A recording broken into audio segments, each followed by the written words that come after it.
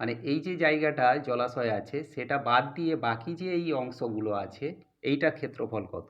তাহলে আমরা মোট ক্ষেত্রফল 2520 থেকে বিয়োগ করব জলাশয়ের ক্ষেত্রফল। গাইডেন্স সাপোর্ট ম্যাথ এডুকেশন ক্লাসে সবাইকে স্বাগত জানিয়ে শুরু করছি আজকের অঙ্কের ক্লাস।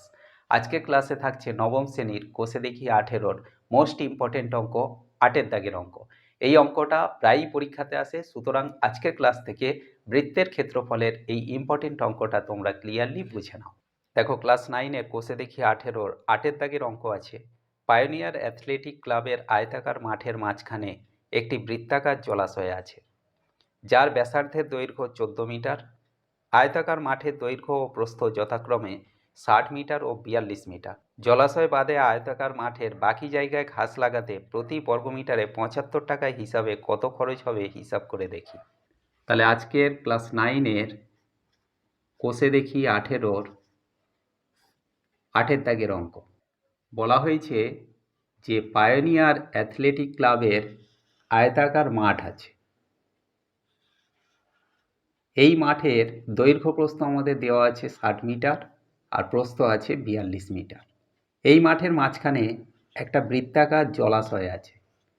এই জলাশয়ের ব্যাসার্ধের দৈর্ঘ্য দেওয়া আছে 14 মিটার।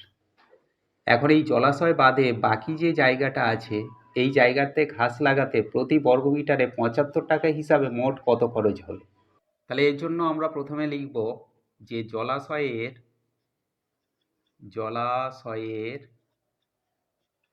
ব্যাসার্ধ কত না 14 মিটার।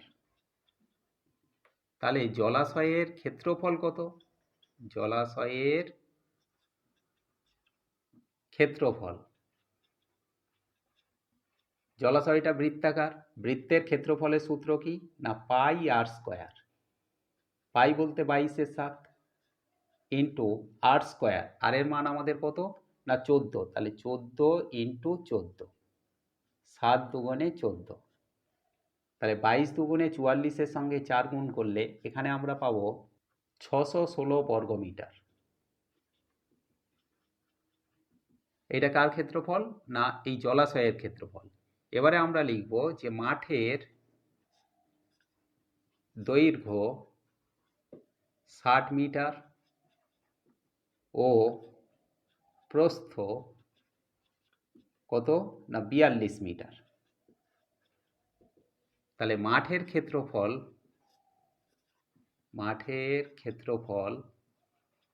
মাঠটা কি আয়তক্ষেত্রাকার। তাহলে আয়তক্ষেত্রের ক্ষেত্রফলের সূত্র কি দৈর্ঘ্য গুণ প্রস্থ। দৈর্ঘ্য 60 ইন্টু প্রস্থ 42। এই 60 আর 42 গুণ করলে এখানে আমরা পাবো 2520 বর্গমিটার। মানে এই পুরো মাঠটার ক্ষেত্রফল পুকুর সহ 2520 বর্গমিটার। তাহলে এখন আমরা লিখব যে জলাশয় বাদে বাকি মাঠের ক্ষেত্রফল। মানে এই যে জায়গাটায় জলাশয় আছে সেটা বাদ দিয়ে বাকি যে এই অংশগুলো আছে এইটার ক্ষেত্রফল কত? তাহলে আমরা মোট ক্ষেত্রফল 2520 থেকে বিয়োগ করব জলাশয়ের ক্ষেত্রফল 616 বর্গমিটার। এইটা বিয়োগ করলে এখানে আমরা পাবো 1904 বর্গমিটার। 1904 বর্গমিটার। অর্থাৎ যে অংশে ঘাস লাগানো হবে এই যে অংশটা, এই অংশের ক্ষেত্রফল আমরা পাচ্ছি কত না 1904 বর্গমিটার। এবারে আমরা লিখব যে প্রতি বর্গমিটারে ঘাস লাগাতে খরচ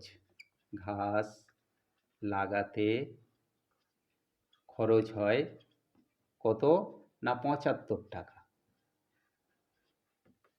তাহলে অতএব দিয়ে লিখব যে মোট খরচ হবে, মানে ঘাস লাগাতে মোট খরচ হবে কত না 1904 ইন্টু 75। 1 বর্গমিটারে যদি 75 টাকা খরচ হয় তাহলে 1904 বর্গমিটারে মোট কত খরচ হবে?